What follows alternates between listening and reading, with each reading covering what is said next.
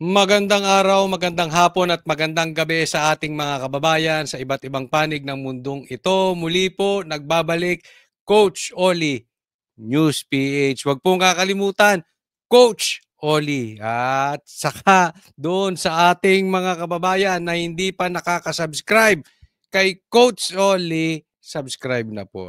Konting lambing lang po. And doon sa mga manunood nitong vlog na ito, sana po pagpasok nyo po lang agad-agad ay i-like nyo ito nang sa ganon ay lalong ikakalat ito ni YouTube. Kasi pag naka-like kayo, mas lalong ipapakita ito ni YouTube sa mas marami pang tao. Ayan. So, konting lambing lang po. And syempre, batiin natin ang mga kababayan nating nasa Pilipinas, nasa Luzon, Visayas at Mindanao. At higit sa mga kababayan nating nasa Mindanao na isinusuka na si Marcos. Shout out po sa inyong lahat. And syempre, sa mga banateros, banateras worldwide, shout out po sa inyo. Ito po ang ating magiging topic. BBM, nakaaway si Sandro. Matindi. Laglagan na, ano? BP Sara, ano na? Laglagan na ba ito? May bagong pantapat na attack dog kay Claire Castro. Uy, nako. Ha? Bagong attack dog laban sa Malacanang na si Claire Castro. Ay, nako, tatapatan. Aimee, nagpresenta maging bodyguard ni BP Sara. Ba, matindi ha. Ang kapal ng mukha talaga nito si Aimee. At pangapat, Mindanao, sinusuka si BBM. Okay, hindi na po natin pagtatagalin dahil kay Coach Oli, bida ang balita. Dediretso na po tayo. Paalala lang, huwag kalimutang mag-subscribe. Ito, sa mula natin dito, BBM. Nakaaway si Sandro? Di umano. Pag-usapan natin yan. Iginiit ni Pangulong Bongbong Marcos na hindi siya magbibitiw sa pwesto sa kabila yan ng panawagan ng mga kritiko kasunod ng isinagawang cabinet revamp. Makapal naman talaga. Makapal naman talaga mukha niyan si Marcos eh. Ayaw na sa kanya ng taong bayan. Pinagpipilitan pa rin eh. So syempre, sabi ko na hindi magre-resign yan si BBM. Manhid yan. Ako may tanong lang sa iyo, BBM. Anong tinitik mo? At ganyang kakapalang mukha mo. Nakatutok live si Ivan Mayrin. Ivan.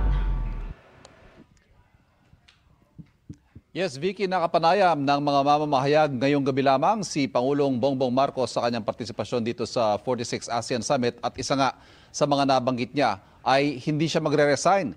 Yan ang tugon ng Pangulo kasunod ng mga panawagan ng kanyang mga kritiko na siya ang mag-resign sa halip na pagbitiwin ang kanyang gabinete.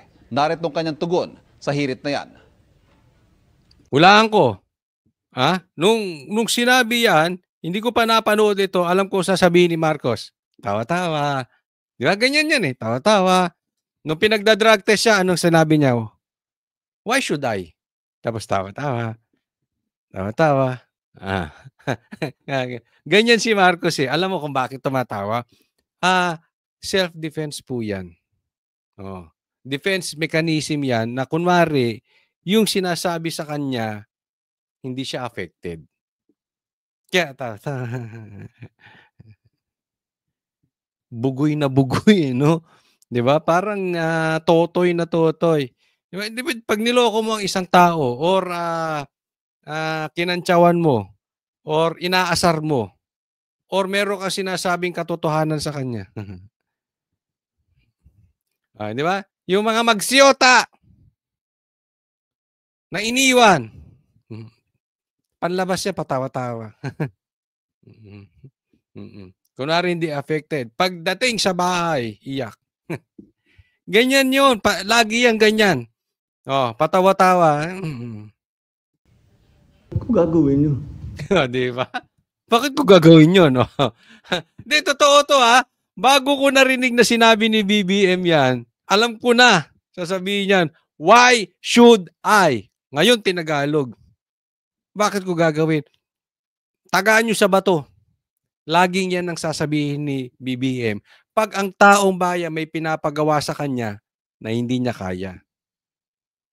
Dahil alam naman natin bakit si Marcos ay hindi kayang magpa-drug test. That is public knowledge. So anong gagawin niya? Why should I? Tapos tawa-tawa. Defense mechanism, pero affected dyan sa loob. At wala sa ugali ko yung tinatakbuhan ng problema. Mali yun! Mali! Mali. Hindi, tama. Hindi, mali. Ano ba talaga, Coach Solly? Tama o mali? Tama naman na dapat ang isang tao hindi tinatakbuhan ng problema. Dapat sinasalubong mo ang problema. Ano ba ang problema? Ang problema, ikaw mismo, Marcos. Pag nag-resign ka, ang daming problemang masusolusyonan. Maniwala kayo sa akin. Ang daming makikreate na trabaho pag nag-resign to. Droga, mababawasan. Yung mga magnanakaw, mauubos. Ang kalsada, magiging mapayapa. Bigas, bababa. Mga komunista, hindi mamamayagpag sa gobyerno. Mga CPP, NPA, talagang mawawala na. Yung nuknukang talamak na pagbibigay ng ayuda at ginagamit ang pera ng taong bayan, mawawala. So ang problema, Marcos, ikaw mismo. Yung wala kang gawin, bumaba ka lang dyan sa kinauupuan mo. Lagpas kalahati ng problema ng Pilipinas masusolusyonan. Kaya tama ka, hindi dapat tinatakbuhan ng problema, sinasalubong. Salubungin mo, Marcos, ang problema. Ang problema, ikaw mismo. At ang solusyon, ikaw mismo. Lumayas ka dyan, masusolusyonan ang problema ng mga Pilipino. Harapin mo. Kabaliktaran yung sinasabi mo eh. Pag hindi ka nag-resign, sa katunayan, tinatakbuhan mo problema. Di ba? Dahil siya nga ang problema eh. Ayaw mo pa mag-resign. Di takbo ka ng takbo sa problema. Gaya ng sabi mo, hindi mo tinatakbuhan ng problema. Anong sigaw ng taong bayan sa'yo? Magpa-drug test ka. Ayaw mo magpa-drug test. Di ba pagtakbo sa problema yun? Di ba? Seriously. Sasabihin na naman ng nagtatago ka sa saya ng ano mo, ni Claire? Sasabihin paulit. Paano tinatakbuhan mo eh? Yung, di mo ba, bagsak ka na sa survey, Marcos? Yung tiwala ng taong bayan sa'yo, wala. Ba, 35% ang nagtitiwala na lang sa'yo. Samantalang si Sara 50%, si Tatay Digong 65% ang trust rating. Bakit walang tiwala ang taong bayan sa'yo? Dahil duda ang taong bayan na adik ka. Tapos ayaw mo magpa-drug test? Di tinatakbuhan mo problema. Tanong, Marcos, adik ka ba? Kung adik ka, huwag mong takbuhan, magpa-rehab ka. Umalis ka dyan, magpa-rehab ka.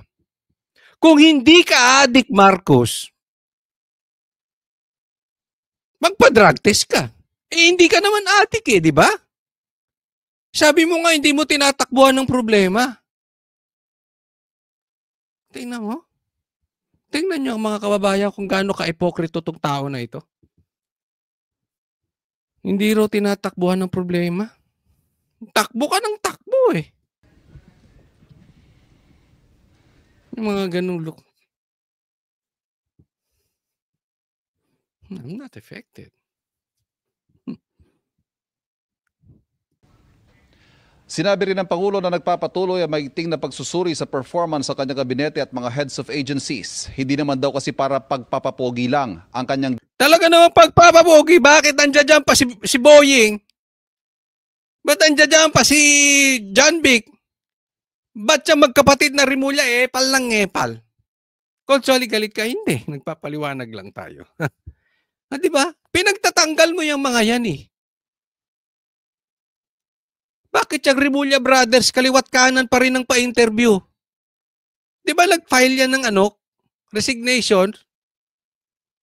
Pirmahan mo na nang natatapos na yan. Niloloko nyo taong bayan eh. Ginagawang cabinet revamp at mas malaliman daw ang kanyang ginagawang performance review.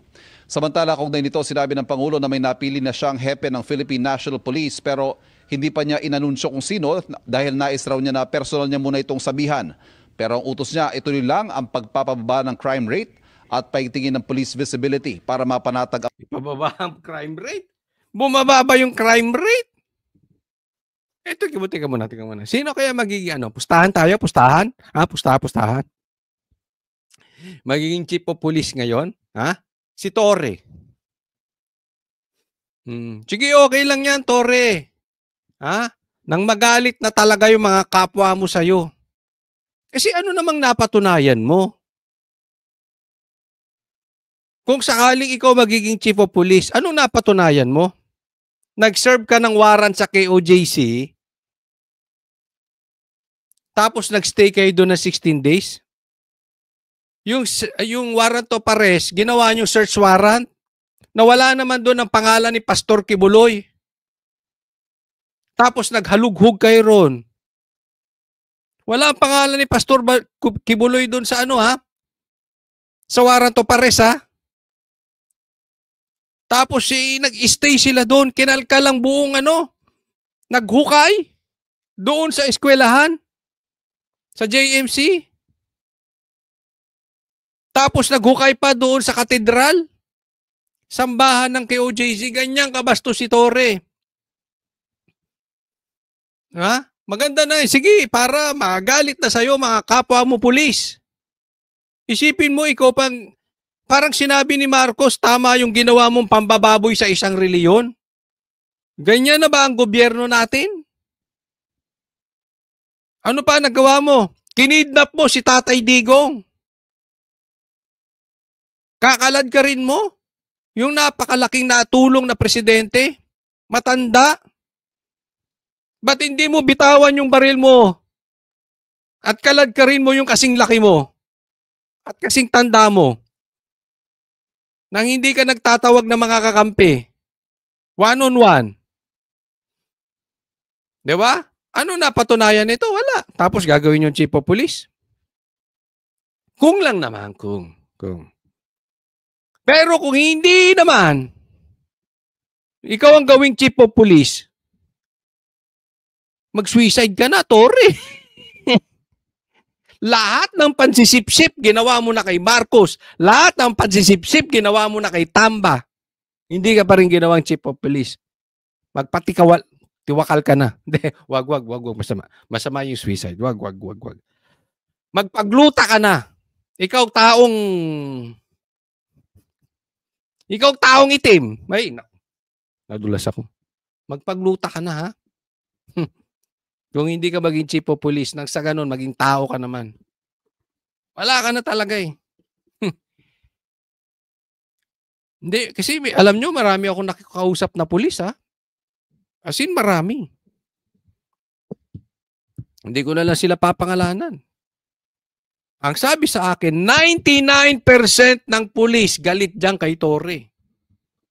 Totoo ba yung Torre? Nagtatanong lang tayo. Wala lang silang magawa Pero tatandaan nyo, may paghuhukom. Sa 2028, bababa at bababa yung ginodiyos nyong si Bongbong.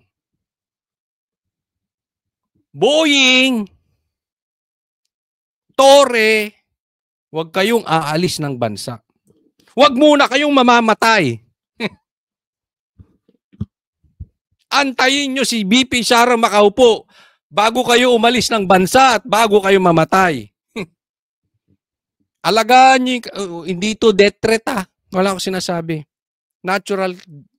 Kasi aatakihin sa puso yan pag nakaupo si Sara. Akala kasi nila, si Bongbong Diyos na, forever na dyan. Tapos ang akala ng mga yan, pagkatapos ni Bongbong, meron na namang kakampi katulad ni Tamba, uupo. Paano kung hindi? Si BP Sara makaupo. Ako'y naniniwala si BP Sara maupo sa 2028. Baka atakihin sa puso niya. Huwag muna kayong mamamatay. Pagdusahan nyo si BP Sara. Ha? Huwag kayong aalis ng bansa. Yung paghahabol nyo kay Roque na nasa ibang bansa, huwag nyong gagawin. Talagang araw-arawin namin kayo. Dito sa vlog namin, pag lumalis kayo ng bansa at dahil naging presidente na si BP Sara, ha? Ang publiko na sila ligtas sa kanilang mga komunidad.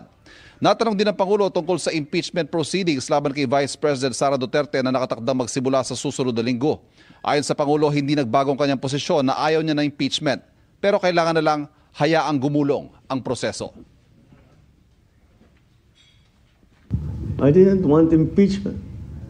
Lahat ng kakampi ko sa Kongreso hindi nag-file ng impeachment complaint. Ayaw daw niya ng impeachment. Lahat ng kakampi niya hindi nagpirma sa impeachment complaint. So nagkaaway kayo ni Sandro.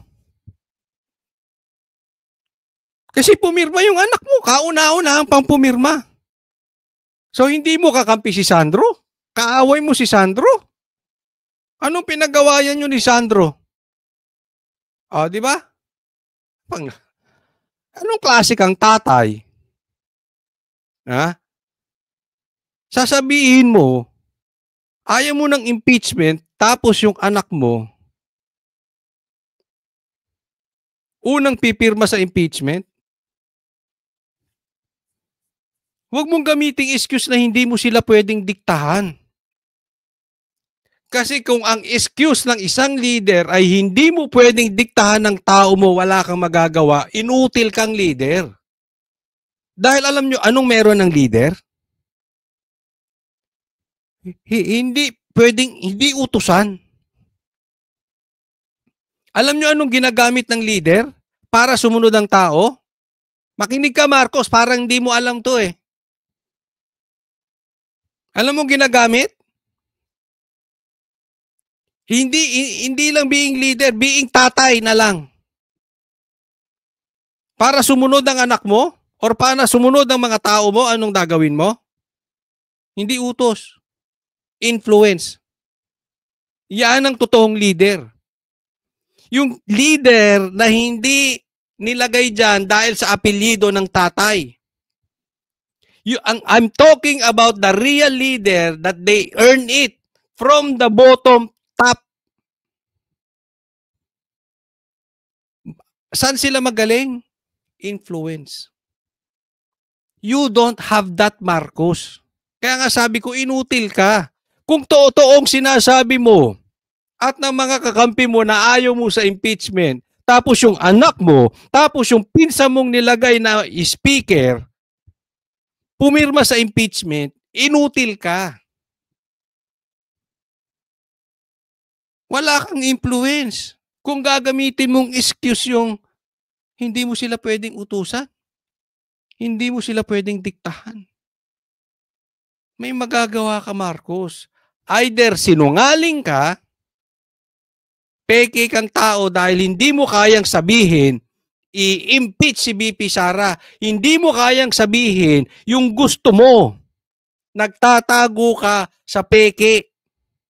Gusto mong ma-impeach si Sara, hindi mo kayang harapin. Or, talagang inutil ka. Leader kang walang influence.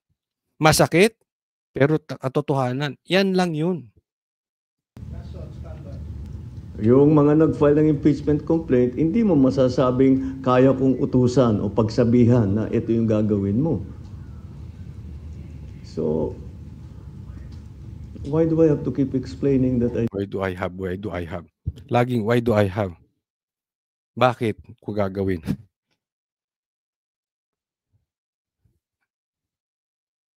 Yung mga pumirma, hindi mo pwedeng utusan. Yun ang sinasabi ko eh. Why do I have to keep explaining that I did not want impeachment? Diba? Ganun siya. Why do I have to keep on explaining? Dahil nga, yung explanation mo, kahit grade 2, Marcos, hindi maniniwala. Kaya paulit-ulit. Kaya paulit-ulit din yung sinasabing drug test kasi hindi ka nagpapadrug test. Tatanungin mo na naman, why should I keep on explaining? Puro ganun eh. Why should I do that? Why should I keep on explaining? Kasi nga hindi maganda yung ginagawa mo. Paulit-ulit. Hindi ka nagpapadrug test, hindi ka naman Ay, naku, Marcos.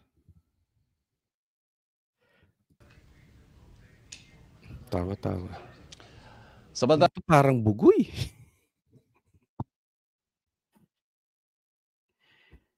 Alam mo ibig sabihin? Di ba minsan sa tropa meron yung batukan?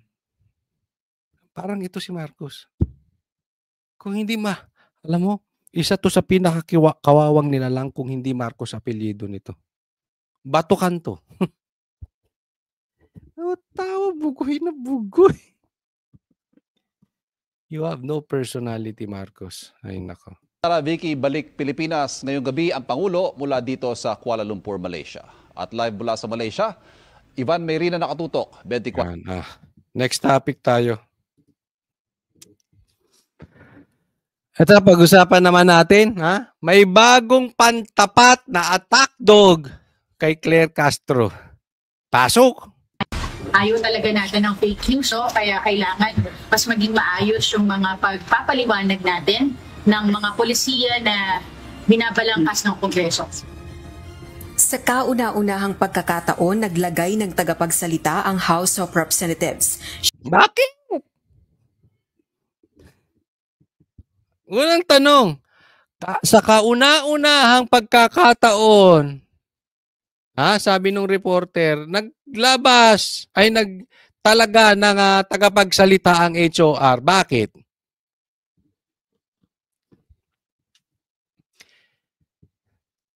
Hindi mo rin kaya magsalita, tambaluslos gaya ng pinsan mo? Pare-parehas kayong walang personalidad? Ang meron lang kayo apelyido, titulo, walang kakayanan. Di ba bakit? Isa sa nakikita kong possibility nito. Dahil nararamdaman nyo nagkakaroon na ng laglagan. Si Chanco nagsalita laban sa HOR. Di ba? So, hindi natin alam kung talagang naglalaglagan na or pa-effect lang tong ginagawang drama ni Marcos at ni Tamba. Or may real laglagan. So, kailangan nila ng pantapat sa mga sasabihin ni Claire Castro. Or, pagka nilaglag sila, meron silang tagapagsalita. Bigyan ko po kayo ng history. No? Ito kasi ay, alam nyo, binarada nito si BP Sara eh. Dahil talagang nilabas yung kabastusan ni Abante dyan sa Maynila ni BP Sara. At binanata naman nito. Itong anak. No? So, nakita yung bakbak na ito eh. Lumabas yan sa media. Siguro, nagustuhan nila. Hoy! Ala Claire Castro! Pansinin nyo, puro babae kinukuhang attack dog. Oo. Ano man tawag sa dog na babae? Bitch. Oo. So, bitches, ang tawag dito. May bagong attack bitches. Hindi ko po sila minumura. Totoo yan. Nagdo-dog breeding ako eh. Bitch talaga tawag doon sa asong babae. Bitch. Be my bitch. Oo. Attack dog eh. Diba? Pansinin nyo, dahil ba si BP Sara ang malakas na tatakbo sa 2028 babae. At hindi nila makontra si BP Sara kasi wala silang pantapat. Kahit kasi Tatay Digong eh. So anong pinantatapat kay Tatay Digong? Babae. Anong pinantatapat kay BP Sara? Babae din. So sino ang salita ng salita in behalf of Malacanang? Si Claire Castro. Babae. Sino ngayon ang magsasalita? Sino ang spokesperson ngayon? Babae. O, di ba? Pero ako pupusta sa inyo. Magiging mirror to. Magiging salamin to ni Claire Castro. Anong ibig mong sabihin, Coach Oli? Si Claire Castro wala namang sinasabing plataforma, wala namang sinasabing plano, wala namang sinasabing proyekto, wala namang sinasabing maganda about the government. Na yun dapat ang kanyang trabaho. Ano lang sinasabi niya parate? Atakihin si Sara. Atakihin si Tatay Digong. Atakihin lahat ng mga kaalyado ng Duterte. Their position is just against Duterte. Pustahan tayo. Ito rin ang gagawin nitong babaeng ito. Mirror. Salamin ni Claire Castro. Hindi naman ito sasabihin ko ano magandang ginawa ng HOR. May nagawa bang maganda HOR? Hindi. Kanya-kanya naman kasing distrito yun eh. Ba't kailangan ng spokes? Wala ding sasabihin to kung hindi atake kay BP Sara, atake kay Tatay Digong, atake sa mga Duterte, atake sa mga kaalyado, atake sa mga kaibigan ng mga Duterte. Tagaan nyo sa bato to sinasabi ko. Orasan nyo lang. Sasabihin nyo, oy, ang galing ni Cotsoli, manghula. Nahulaan, yun nga din ang sinasabi niyan. Oh. Lahat ng mga tinalaga ngayon, si poverty alleviation, si Gadon, anong poverty naayos niyan, lalo naghihirap ang Pilipinas. Wala namang ginagawa yun kung hindi umatake. Si Torre, ano bang naitulong sa Pilipinas? Atake rin sa Duterte. Even yung attack niya kay Pastor Kibuloy is because that is an attack against Duterte. Kasi alam nila matalik na magkaibigan si Pastor Kibuloy at si Tatay Digong. At alam nila, and everybody knows, this is public knowledge. Malaki ang naitutulong ni Pastor Kibuloy kay Tatay Digong. Kaya inatake si Pastor Kibuloy eh. Again, that is an attack against the friends of Tatay Digong. The attack against the Dutertes. Ano ba nangyayari sa Pilipinas ngayon? Parang lahat na lang ng oras ng gobyerno, resources, influence, even the position, gagamitin laban sa Duterte. Even yung mga tinatalaga nila, against the Duterte. Siya si Attorney Princess Abante, anak ni Manila 6th District Representative Benny Abante. Tawanan muna natin yung tatay nito. Talo kayo. Hay! Di ba? Natalo, Paconsuelo de Bobo, ilagay yung anak. Kasi nakita ko bumatikos to eh. Babawi ito kay BP Sara, babawi yan. Ha? Kasi nilabas yung ano eh. Yung picture ng tatay niya, yung pastor na tatay niya, na nakadila, ganun. Baka matap-tap tong video. Gagalaiti ito kay Sara. Ayun, talo si... nako. Naging 3-term councilor ito sa Manila City at tagapanguna ng Manila Public Information Office. Ayon sa abogada, sa gitna ng mga isyong kinakaharap ng House of Representatives, kinakailangang mapaigting nito ang pakikisalamuha sa publiko. Itinalagang spokesperson ng Kamara si Attorney Abante para sa nalalabing panahon ng 19th Congress. Madami na kasi din tinatalakay ngayon ng mga issues, ang Kongreso, the various committees. Hindi bagay, Deng. Sorry Sabihin mo dun sa tatay mong pastor-pastoran, hindi bagay yung binigay sa yung pangalan. Princess! Ha? bakit naman princess? Parang ano? Princess MB Agusta. Ay, sus. Ano yan? Ano yung pangalan nung barko? Ay, naku. Princess Perry. There's a need to strengthen the communication mula sa House to ensure yung tama at makatotohanang impormasyon ay Eto na naman tayo sa fake news peddler. Yung maayos daw yung communication simula sa House of Representatives o sa madaling salita sa kaharian ni Tambaluslos, tapos labanan ng yung tamang impormasyon. Yan na naman yung kanilang spin, no? Yan ang kanilang narrative. Tatawagin na naman ng mga Duterte vloggers para labanan ng mga fake news peddlers. Kayo nga ang fake news eh. Sinungaling pa yung bossing yung ginagawa niyong Diyos. ibababa natin sa mamamayan. Suportado naman ng ilang kongresista ang paglalagay ng tagapagsalita ng House of Representatives. Lahat naman ng sasabihin ni Tambaluslos, yung mga sa house na yan, sa ngalan ng proyekto, sasang-ayon kay Tamba. Ay, nako. Alisin mo sa kanya yung budget. Tingnan ko. Kung hindi iniwan yan si Tamba. Halimbawa, ang maging House Speaker ay si Pulong. Tingnan ko kung may matirang kaibigan yan si Tamba.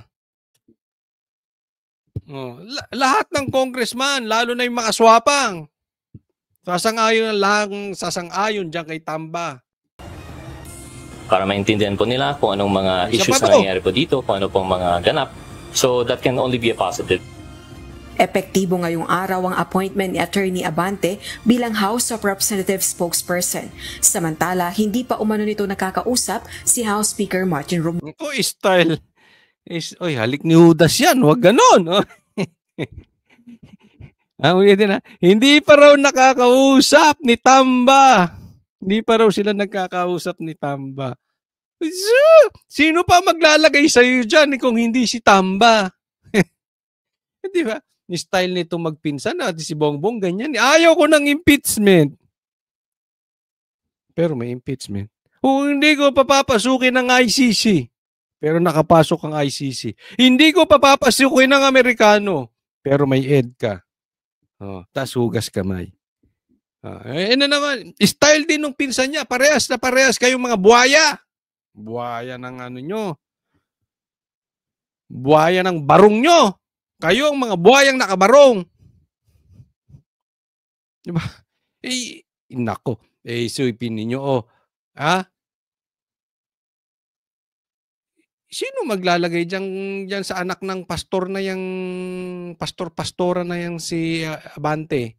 Dyan sa anak niya. Hindi ikaw, Tamba. Meron bang galaw dyan sa HOR na hindi mo alam tapos hindi kayo nagkakausap? Niloloko nyo taong bayan. Si House Speaker Martin Romualdez. Rosalie Coz, UNT. Next topic po tayo. Ito, isunod natin. Aimee. Nagpipresenta maging bodyguard ni VP Sara. Nasa Qatar ngayon si Vice President Sara Duterte para dumalo sa iba't ibang aktibidad kasama ang Filipino community. Dumalo po sa isang misa ang Vice Presidente kung saan mainit siyang sinalubong ng mga overseas Filipino workers. Tingnan mo si VP Sara pinagkakaguluhan Si Marcos, nako. Pag pumunta dyan, hindi napapansinin, sisigawan pa, Duterte! Duterte! Sakit nun, no? Yung kaaway mo, nagpapahinga, ikaw pupunta dyan, pupunta ka sa iba't ibang lugar, kakampanya, sisigaw nila Duterte. Duterte. Si VP Sara, pinagkakaguluhan talaga. Pambira, Nakatakda ring bumisita ang pangalawang Pangulo sa isang health center kung saan ilang Pilipino ang nagtatrabaho. Ayun!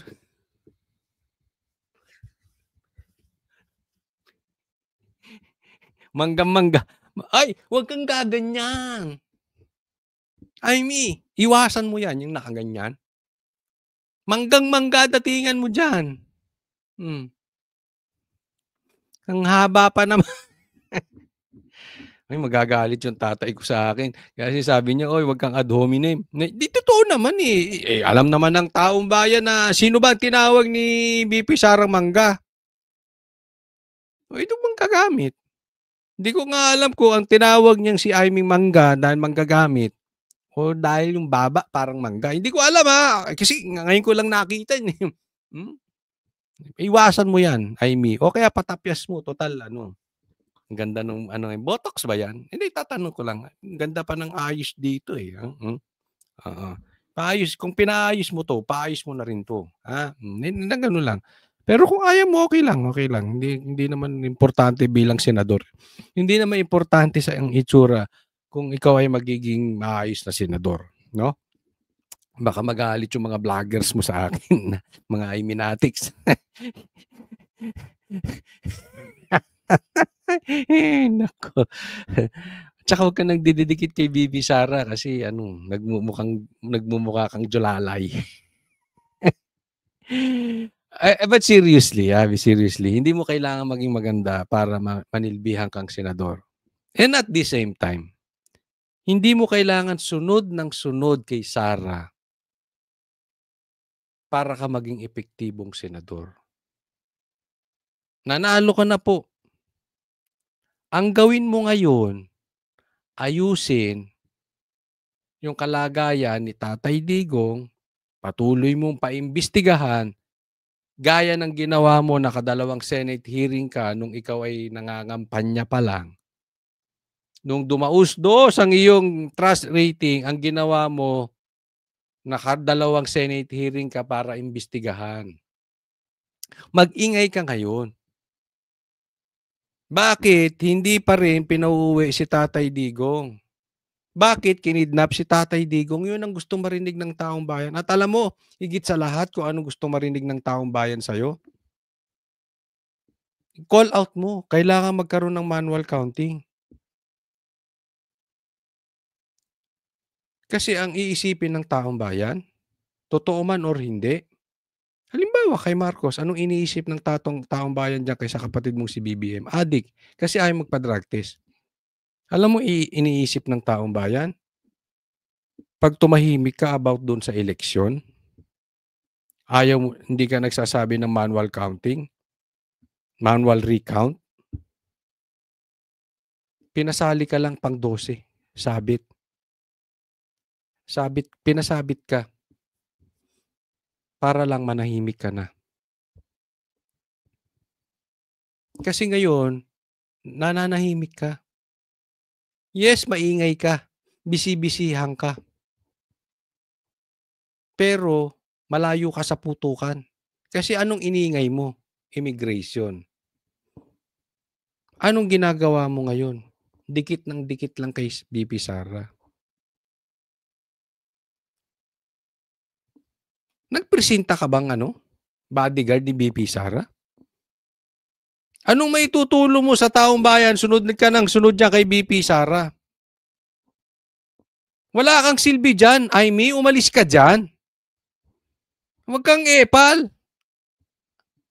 Aimee, solusyon ka eh. Aimee, latex. Aimee, epal ka eh. Aimee, epal. Sumunod ka kay BP Sara or hindi, maraming susunod kay BP Sara. Hindi trabaho ng isang senador ang maging bodyguard. Para kasi Marroas nag-traffic eh. Mga pa-effect nyo oh. Pero tingnan mo ang baligtad ng mundo.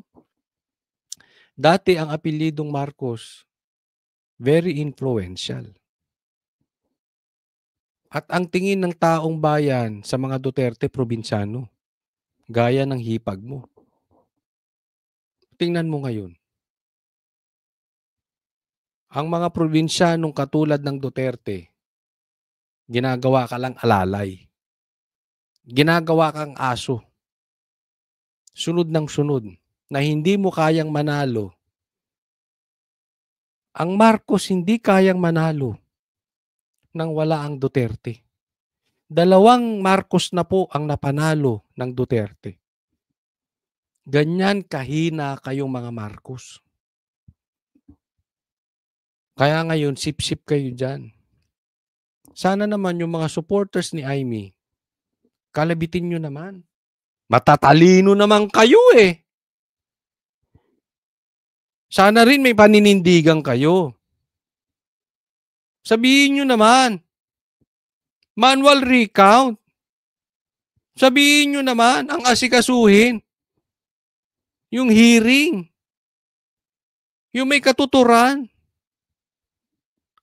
Hindi yung parang naging tuta ni BP Sara ikaw. Anong silbi mo dyan? Kasama ni Vice President Duterte sa Qatar si Senator Amy Marcos na inimbitahan daw niya para sa isang pagtitipon ng mga Pilipino roon. Pagkatapos sa Qatar, Tingnan mo, oh.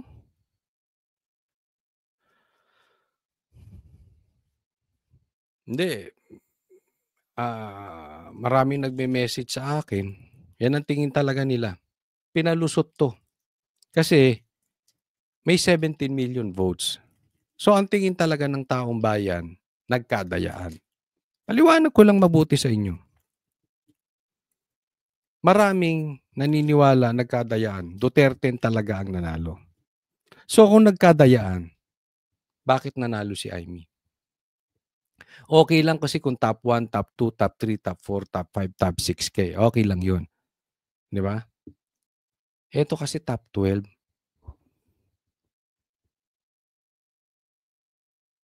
Ang dating sa taong bayan, ipinanalo to para manahimik. Tanong ko sa iyo, Amy, totoo ba? Kasi ngayon nananahimik ka. Sana naman hindi ka magaya sa kapatid mong budol-budol. Tama na po ang panloloko ng mga Marcos sa taong bayan. Sana kung paano ka na ipanalo, ituloy mo yung ginagawa mo. Huwag kang manahimik. Patuloy ka pa rin mag-ingay gaya nung ginagawa mo nung kampanya. Sana hindi ka rin budol gaya ng ibang Marcos. takda ring bumisita ang Vice Presidente kay dating Pangulong Rodrigo Duterte sa the Netherlands. Sa June 4, inaasahang babalik ang Vice Presidente sa Pilipinas. Ayan, next topic po tayo. Ito, pag-usapan natin. Marcos, sinusuka na ng Mindanao. Posible nakaapekto ang bangayan ng Marcos administration at ng mga Duterte sa tiwala ng taong bayan sa Pangulo. Kasunod po ito ng pagbaba ng trust rating ni Pangulong Bongbong Marcos sa survey ng Pulse Asia bago ang 2025 midterm elections. Partikular na bumabayan sa Mindanao. Ang tingin ng isang political analyst na hilang trust rating ng Pangulo nang iparesto si dating Pangulong Duterte para i-turn over sa International Criminal Court. Mindanao will always be Duterte power block, whether we like it or not. Talagang hindi sila basta-basta matitinag dito sa Mindanao. Yan ako, naniniwala ako totoo sinasabi. Malakas talaga. Ngayon lang nangyari talaga yan na merong ganyang kalaking balwarte. Halimbawa, ang Marcos, di ba, Ilocos. Di ba? Pero ito, buong Mindanao, balwarte ng Duterte. Antindi po niyan. At saka, hindi lang po balwarte. Mistulang black voting. Diba? Panalo nga sa Mindanao ang Duterte ni. Kaya nakakapagtaka. Bagamat hindi naman kasing laki ng buong Pilipinas ang Mindanao, pero doon pa lang nakausad na, nakauna na po ang mga Duterte. Kaya nagtataka talaga na may 17 million overvotes tapos hindi nanalo ang Duterte, no? Kasi nga hindi binibilang yung pagka bumoto ka tapos overvotes. Karamihan na nag-overvotes Duterte. Kasi pag nag-12 daw, mali ang basa. Yan ang sinasabi. Mali ang basa nung counting machine. Iba ang nababasa. Karamihan ng Duterte, boboto yung Duterte tapos +2. Di ba? So, talagang, well, anyway, kaya naman talaga ayaw ng manual recount ng COMELEC. Pero, kitang-kita naman, hindi lang Mindanao, but specifically Mindanao, solid po talaga sa Duterte yan. Even sa Duterte, yung mga tumakbong senador. Definitely may hirapan talaga, no? Kahit na sinong politiko right now at this point in time to actually defeat the Dutertes or to put up even a good fight.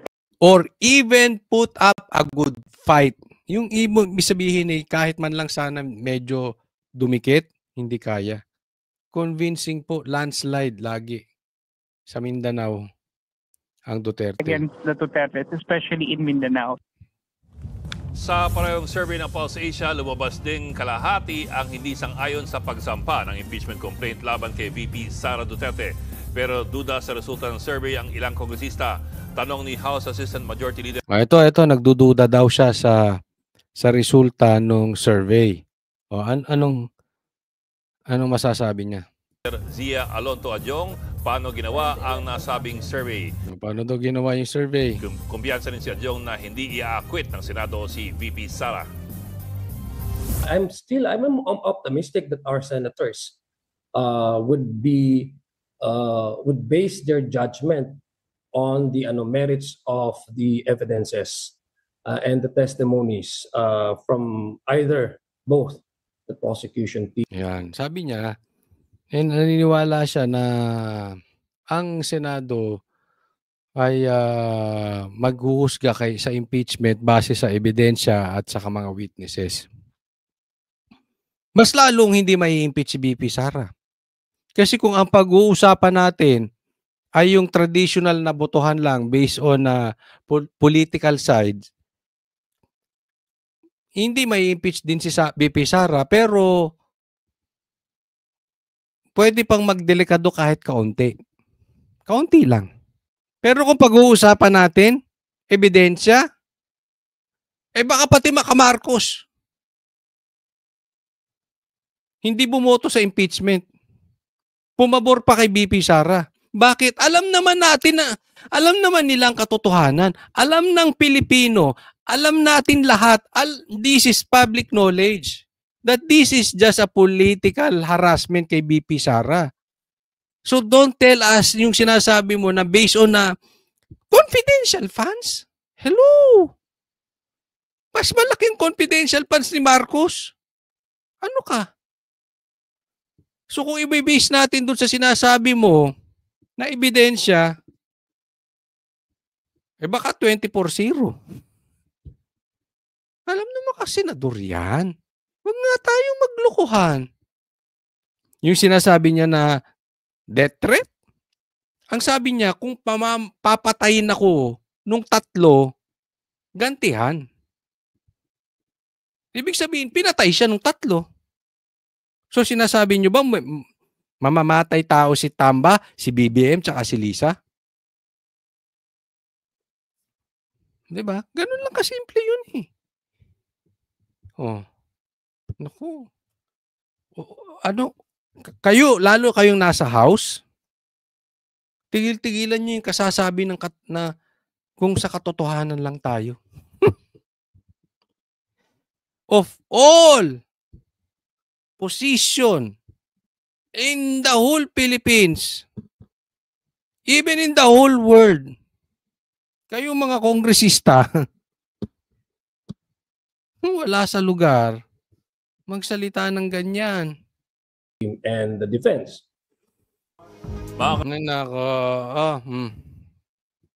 Huwag kakalimutan i-like po nyo tong video na ito and sana mag-subscribe kayo. Coach Oli News PH. Konting lambing lang. Baka naman, paki-check nyo kung nakasubscribe na kayo. Kung hindi, subscribe po kayo. Maraming salamat po. Magbabalik po tayo uli bukas. Para sa Diyos at Pilipinas kumahal. God bless everyone. Coach Oli po.